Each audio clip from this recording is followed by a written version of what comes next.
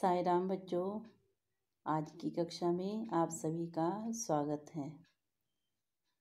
हम यहाँ पर कृतिका पुस्तक ले रहे थे। इसमें हम साना साना हाथ जोड़ी पाठ पढ़ रहे थे, जिसकी लेखिका हैं मधु कांकरिया। ठीक है, इस प्रकार से आज का विषय हिंदी, उपविषय, गद्यखंड, कृतिका, प्रकरण साना साना हाथ जोड़ी, लेखिका मधु कांकरिया।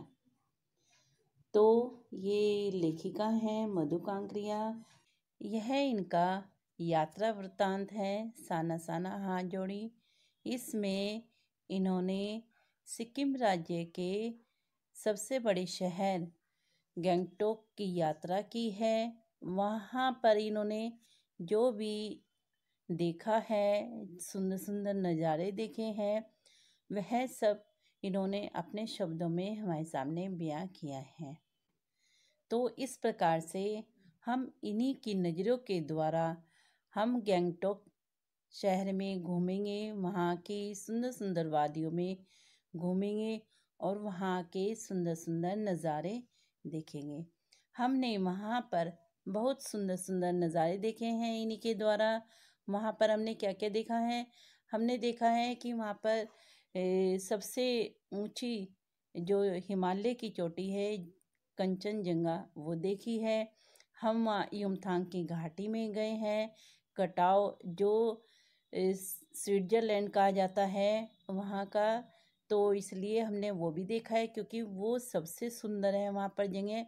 वहाँ पे जब बर्फ़ पड़ती है तो वहाँ का नज़ारा ही सबसे अलग होता है। तो आइए अब आगे बढ़ते हैं। जहाँ पर हमने छोड़ा था वहीं से शुरू करेंगे। साना साना हाथ जोड़ी, लेखिका मधु कांकरिया। हम यहाँ पर थे।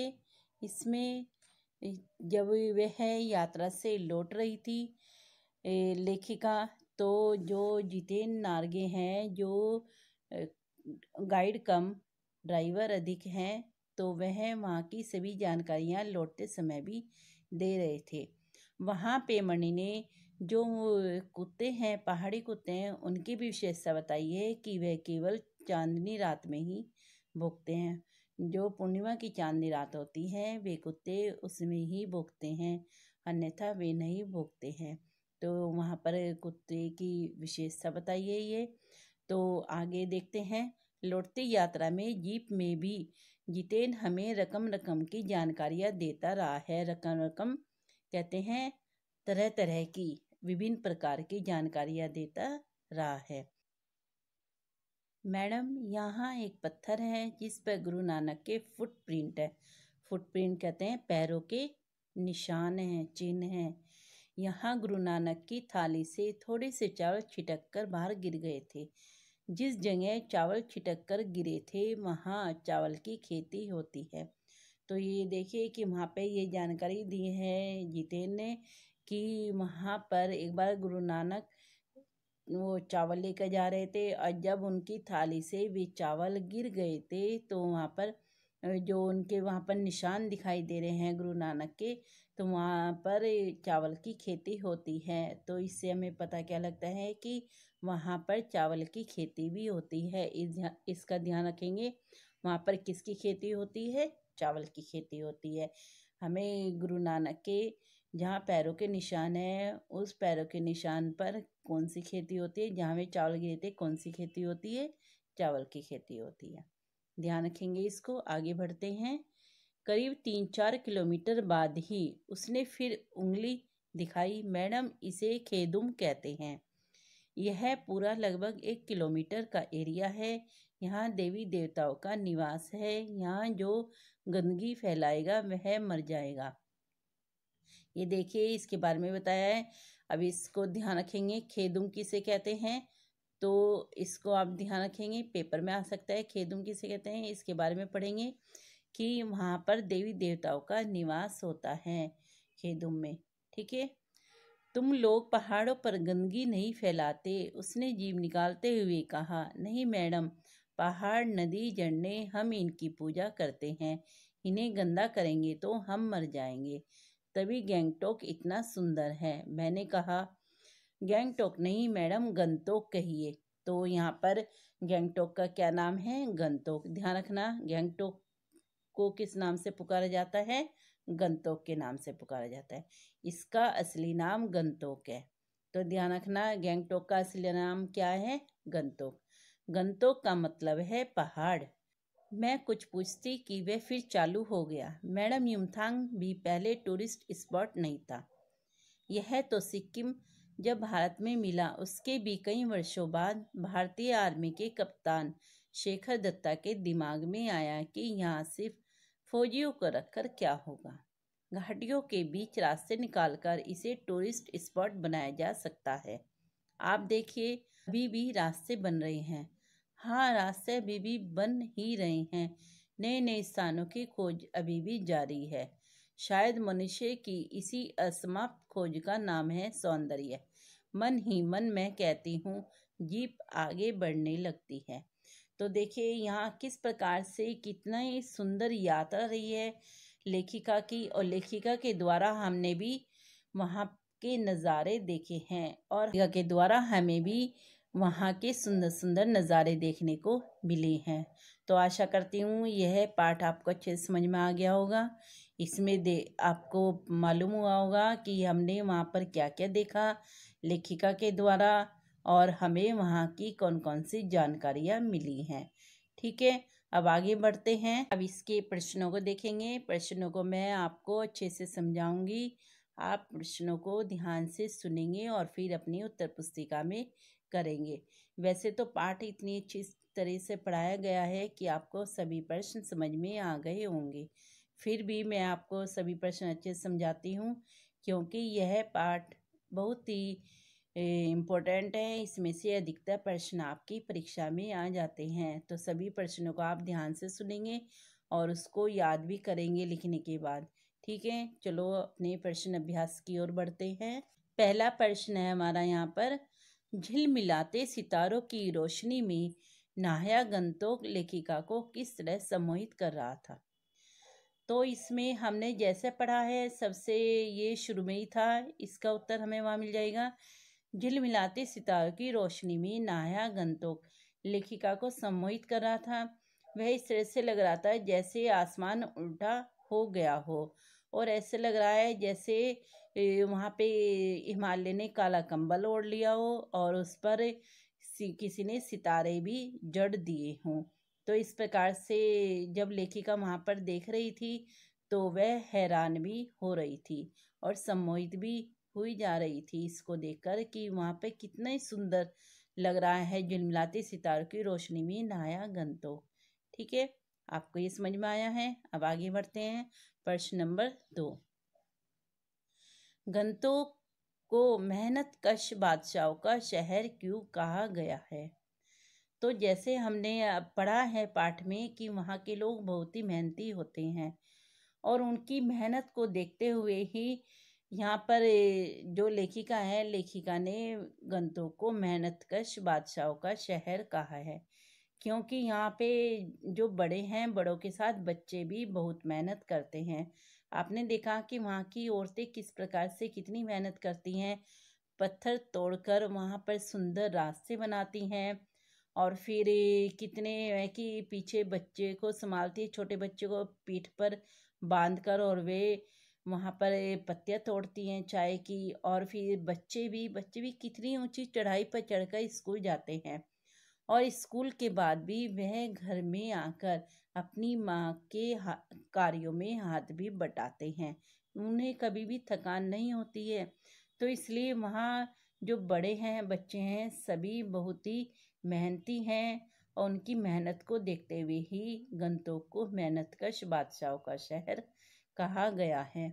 वहाँ के लोग हर समय उस जगह को सुंदर बनाने में लगे रहते हैं, सुंदर बनाने का प्रयास करते रहते हैं। ठीक है, ये आपको समझ में आया कि वहाँ मेहनतकश बादशाहों का शहर क्यों कहा गया है। वहाँ के मेहनती लोगों को देखकर ही मेहनतकश बादशाहों का शहर कहा गया है।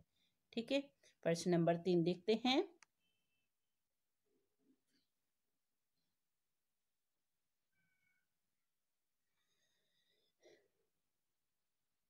कभी श्वेत तो कभी रंगीन पताकाओं का फहराना किन अलग अलग अवसरों की ओर संकेत करता है। तो हमने जैसा अभी देखा था कि वहाँ पर जब ये लॉन्ग स्टॉक में गए थे तो वहाँ पे पताकाएं फहरी हुई थी। तो वहाँ पे श्वेत पताकाएं कब फहराई जाती हैं? जब वहाँ पे बौद्ध धर्म के अनुयायी की किसी की मृत्यु हो जाती है, उनकी आत्मा की शांति के लिए वहाँ पर 108 श्वेत पताकाएं फहराई जाती हैं। और वे पताकाएं उनको उतारा नहीं जाता है, वे अपने आप ही नष्ट हो जाती हैं। और फिर रंगीन पताकाएं कब लगाई जाती है? जब किसी नए कार्य की शुरुआत होती है या कोई समारोह होता है, तब रंगीन पताकाएं लगाई जाती हैं। वह अनगिनत होती है, उनकी कोई गिनती नहीं है। जब ये समारोह समाप्त हो जाता है तो रंगीन पताकाओं को उतार लिया जाता है और फिर नए कार्य की फिर कोई शुरुआत होती है या फिर से कोई समारोह होता है तो उनको फिर से लगा दिया जाता है। ठीक है, दोनों में यही सबसे बड़ा अंतर है कि उनको जो श्वेत पताकाएं हैं उनको वहीं लगा छोड़ दिया जाता है और वे अपने आप नष्ट हो जाती हैं। और रंगीन पताकाओं को जब समारोह समाप्त हो जाता है तो उनको उतार लिया जाता है और जब फिर से समारोह होता है तो उनको फिर से लगा दिया जाता है। ठीक है, आगे बढ़ते हैं। प्रश्न नंबर 4 देखेंगे। जितेन नार्गे ने लेखिका को सिक्किम की प्रकृति, वहाँ की भौगोलिक स्थिति एवं जनजीवन के बारे में क्या महत्वपूर्ण जानकारियाँ दी हैं?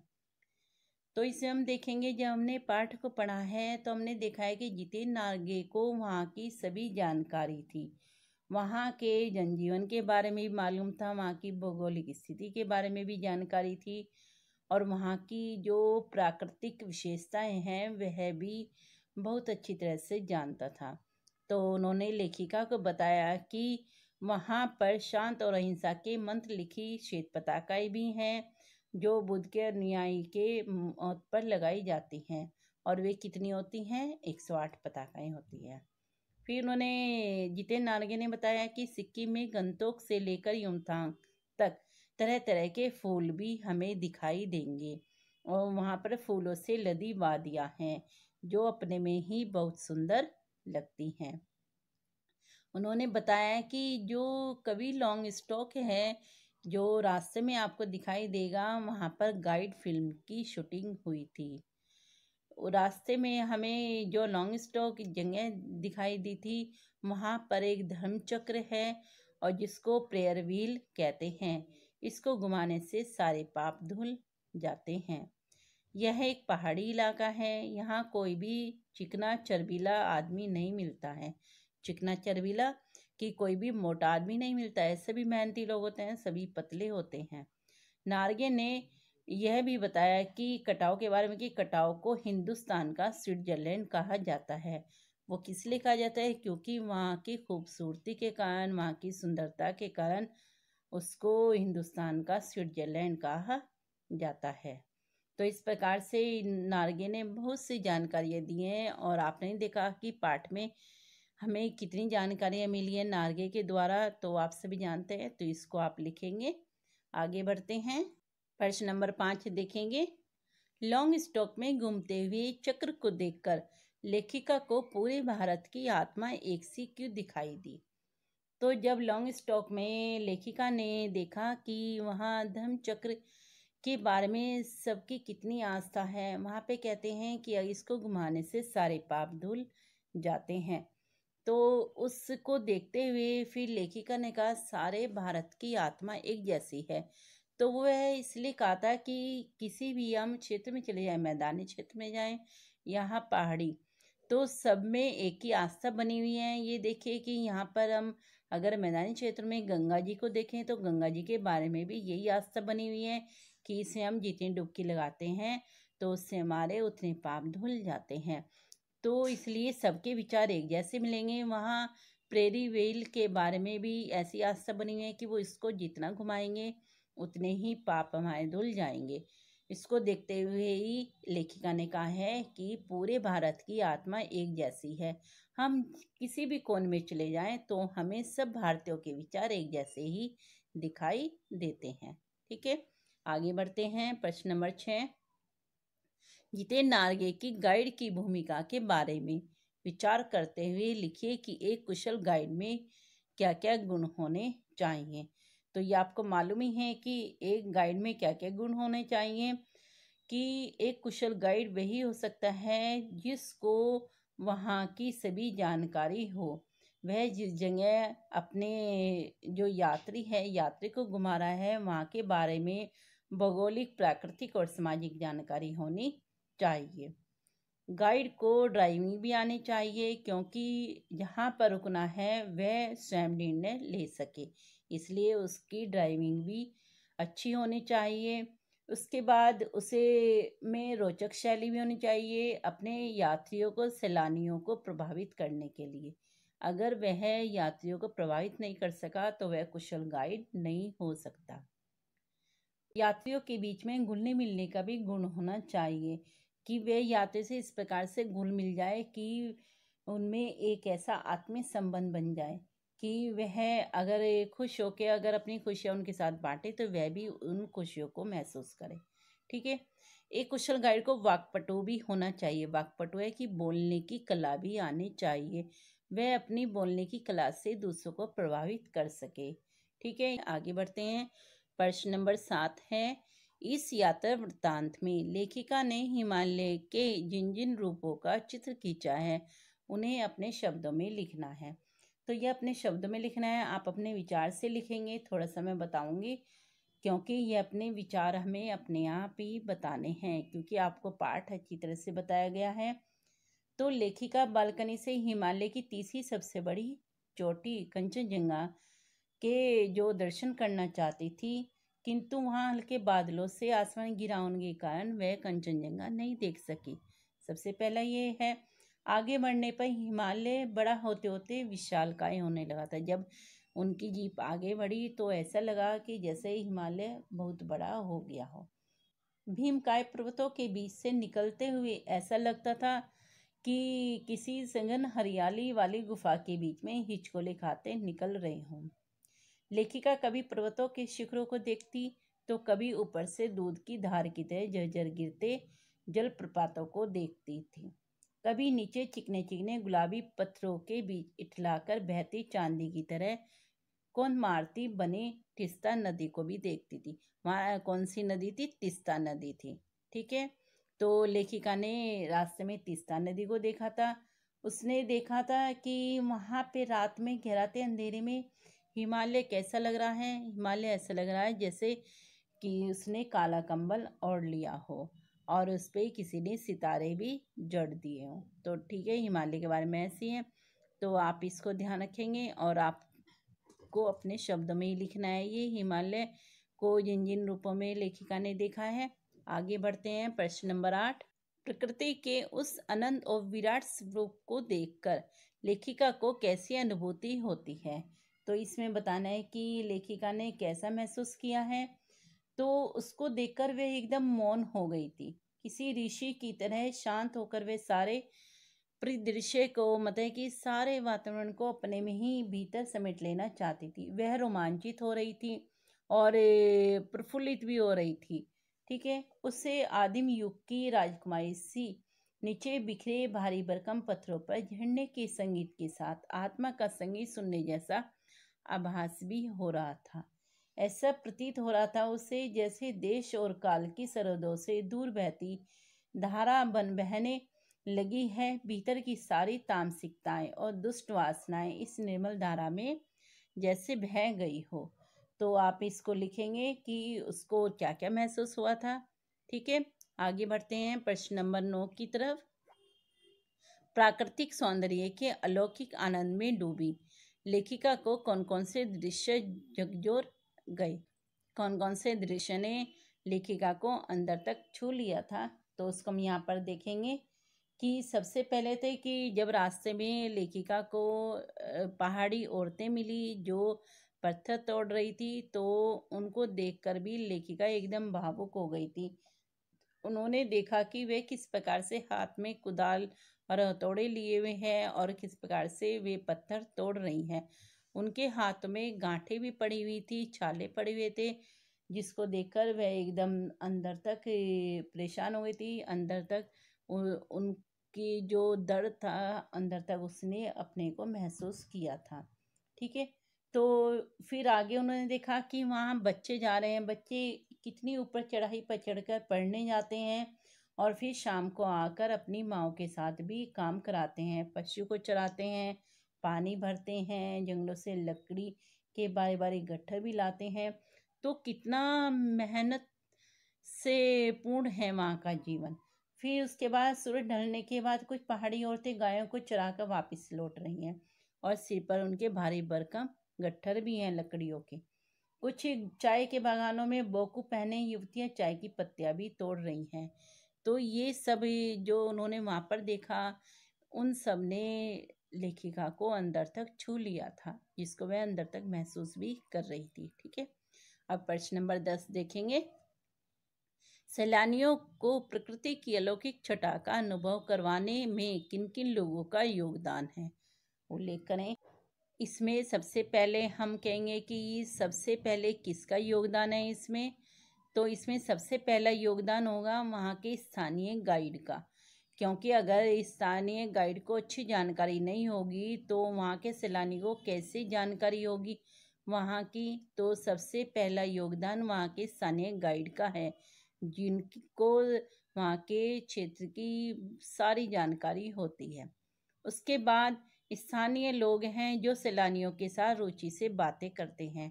तो वहाँ के जो लोग सैलानियों के साथ अच्छी तरह से बातें करते हैं वह भी इसमें अपना महत्वपूर्ण योगदान देते हैं, क्योंकि वहाँ की जो अलौकिक छटा है वहाँ का अनुभव कराने में वहाँ के लोग ही उनका साथ देते हैं। फिर वे सहयोगी यात्री जो यात्रा में मस्ती भरा माहौल बनाए रखते हैं और कभी निराश नहीं होते, उत्साह से भरपूर होते हैं।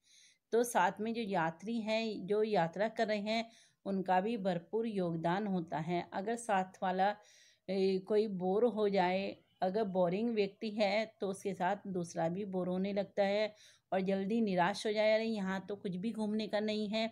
तो ऐसे लोगों के साथ भी जो यात्रा है यात्रा बेकार हो जाती है। तो उनका भी सबसे बड़ा योगदान होता है कि हमारा सह यात्री है वह भी एक अच्छा होना चाहिए और वह भी घूमने का शौकीन होना चाहिए। ठीक है, अब आगे बढ़ते हैं प्रश्न नंबर 11 की ओर।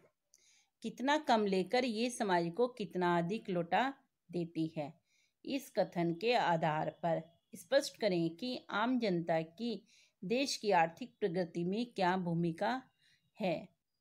तो रास्ते में जब लेखिका को पहाड़ी औरतें मिली थी और वे पत्थर तोड़ रही थी, तो उनको देखकर जब बताया गया था कि ये कितना कम लेकर समाज को कितना अधिक लौटा देती हैं, तो इसमें ये कहेंगे कि वे औरतें अगर अपने काम में रुक जाएं, अपनी जो मेहनत कर रही हैं उसमें ब्रेक लगा दें, तो हमारी देश की प्रगति में भी ब्रेक लग जाएगा। हमारी देश की प्रगति कैसे होगी, जो वहाँ पर सुंदर रास्ते बन रहे हैं वे सुंदर रास्ते हमें कैसे दिखाई देंगे और कैसे हमें मतलब आराम मिलेगा पहाड़ों में घूमने के लिए।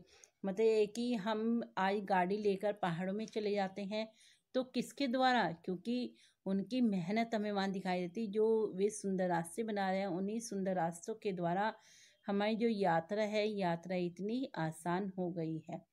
तो इसके बदले में उन्हें क्या मिलता है, थोड़ी सी मतलब है कि मजदूरी मिल जाती है जो उनकी दैनिक आवश्यकताओं की पूर्ति भी नहीं कर पाती हैं। तो इसलिए ये इसलिए कहा गया है कि वे कितना कम लेकर मतलब कि मजदूरी कितनी कम होती है, कितना कम लेकर वे समाज को कितना अधिक लौटा रही है कि समाज को सुंदर बनाने में लगी हुई है। तो इसलिए कहा गया है कि अगर ये अपने काम से थोड़ा हट जाए, अपने काम में ब्रेक दे दे, तो हमारी देश की जो प्रगति है वह भी रुक जाएगी। तो इसलिए देश की प्रगति में इनका सबसे बड़ा योगदान है। ठीक है, क्या है समझ में।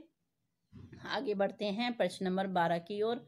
आज की पीढ़ी द्वारा प्रकृति के साथ किस तरह का खिलवाड़ किया जा रहा है, इसे रोकने में आपकी क्या भूमिका होनी चाहिए।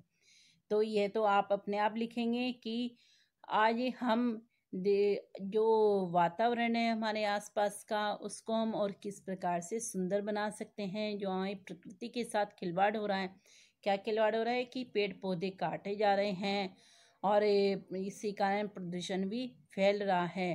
तो इसको हम इस तरह सुंदर बना सकते हैं कि अधिक से अधिक पेड़ लगा सकते हैं। लोगों को जो सड़कों पर गंदगी फैला रहे हैं उनको रोक सकते हैं। तो इस प्रकार से इसमें आप अपने विचार लिखेंगे कि हम किस प्रकार से इसको रोक सकते हैं। ठीक है। प्रश्न नंबर 13 है, प्रदूषण के कारण स्नोफॉल में कमी का जिक्र किया गया है। प्रदूषण के और कौन कौन से दुष्परिणाम सामने आए हैं? तो जैसे एक सिक्किम में जो वहाँ का नवयुवक था, तो उन्होंने बताया है कि वहाँ पर इसलिए स्नोफॉल नहीं हो रहा है क्योंकि वहाँ पर प्रदूषण फैल गया है। उन्होंने कहा था कि आप कटाव में जाओ, कटाव में कम है प्रदूषण, तो वहाँ पर आपको स्नोफॉल अवश्य मिलेगा। तो इससे ही देखिए कि जब चारों तरफ हमारी प्रदूषण है तो इसलिए ही वो स्नोफॉल नहीं हो रही है। नदियों में पानी की मात्रा भी इतनी कम हो रही है कि नदियों के सूखने की आशंका बढ़ती जा रही है।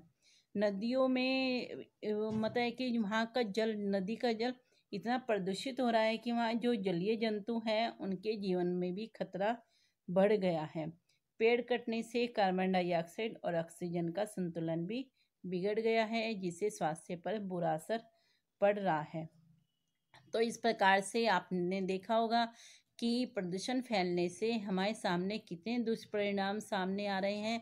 आप इसको अपने विचार से लिखेंगे। ठीक है। अब आगे बढ़ते हैं। प्रश्न नंबर 14 देखेंगे। कटाव पर किसी भी दुकान का न होना उसके लिए वरदान है। इस कथन के पक्ष में अपनी राय व्यक्त कीजिए। तो आपने देखा होगा कि कटाव पर अधिक दुकानें नहीं हैं, वहाँ बहुत कम दुकानें हैं, तो इसीलिए वहाँ की सुंदरता भी बनी हुई है। वहाँ पे दुकानें नहीं हैं अधिक, तो इसलिए वहाँ पे सुंदरता बनी हुई है। सुंदरता के कारण इसलिए इसको हिंदुस्तान का स्विट्जरलैंड भी कहा गया है, क्योंकि वहाँ की जो सुंदरता है वह देखने लायक है। जो वहाँ की सुंदरता है उसको देख के ही मनुष्य एकदम खुश हो जाता है, प्रफुल्लित हो जाता है। और यह सब किसके हाथ में है? यह सब मनुष्य के हाथ में ही है। यह मनुष्य की जिम्मेदारी होती है कि वहाँ पर सफाई रखे, कोई गंदगी ना फैलाए। तो अगर वहाँ पे दुकानें खोल दी जाए तो क्या होगा, दुकानें खोलने से वहाँ पे गंदगी फैलनी शुरू हो जाएगी। तो इसलिए वहाँ पर गंदगी, वो दुकान नहीं है, दुकान न होने से वहाँ की सुंदरता बनी हुई है और सभी का फर्ज भी है कि वहाँ की सुंदरता बनाए रखे। तो आप इसको अपनी विचार लिखेंगे इस पे। इसमें लिखा है इस कथन के पक्ष में अपनी राय व्यक्त कीजिए। तो आपको अपने विचार ही लिखनी है। ठीक है। प्रश्न नंबर 15 देखेंगे। प्रकृति ने जल संचय की व्यवस्था किस प्रकार की है?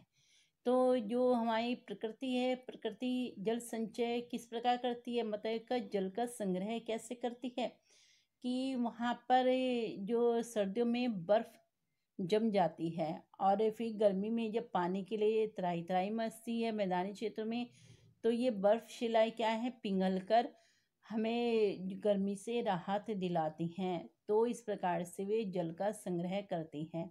पहाड़ों में जाड़ों में बर्फ के पहाड़ बन जाते हैं। आपने देखा होगा कि बर्फ जमती है, जनवरी में स्नोफॉल होती है और यही जो बर्फ है वो पिघल कर फिर नदियों के द्वारा कृषि में लोगों की ज़रूरतों को और धरती की प्यास भी बुझाती है। ठीक है। हमें गर्मी से राहत दिलाती है। आपको मालूम हुआ कि किस प्रकार से जल संग्रह किया जाता है। तो आप ये लिखेंगे। आगे अंतिम प्रश्न है हमारा, प्रश्न नंबर 16। देश की सीमा पर बैठे फौजी किस तरह कठिनाइयों से जूझते हैं? उनके प्रति हमारा क्या उत्तरदायित्व होना चाहिए? तो ये देखिए कि अगर फौजी नहीं होंगे तो हम आराम से कैसे सो सकेंगे। वे फौजी वहाँ पर सर्दी में, गर्मी में कैसे तैनात रहते हैं और हमारी रक्षा करते रहते हैं। उनके द्वारा ही हम रात को आराम से सोते हैं, चैन की नींद सोते हैं। तो उनके प्रति भी हमारा क्या उत्तरदायित्व होना चाहिए, ये आप स्वयं करेंगे। इसमें आप अपने विचार लिखेंगे कि हमें उनके प्रति क्या करना चाहिए, हमारा क्या उत्तरदायित्व होना चाहिए। ठीक है। आप सभी को ये सभी प्रश्न अच्छे से समझ में आ गए होंगे। ये सभी प्रश्न आप अपनी उत्तर पुस्तिका में करेंगे और याद भी करेंगे। ठीक है, धन्यवाद। साई राम। खुश रहिए और अपना गृह कार्य उत्तर पुस्तिका में अवश्य कीजिए। आपकी उत्तर पुस्तिका कभी भी चेक हो सकती है, इसलिए अपनी उत्तर पुस्तिका में सभी काम करते रहेंगे, कोई काम अधूरा नहीं छोड़ेंगे और उसको साथ में याद भी करेंगे, जिससे परीक्षा में कोई भी आपको परेशानी नहीं होगी। जो आपको मध्य में मैंने छोटे छोटे से प्रश्न बताए हैं, उनको भी आप साथ में नोट करते चलेंगे। ठीक है, साई राम।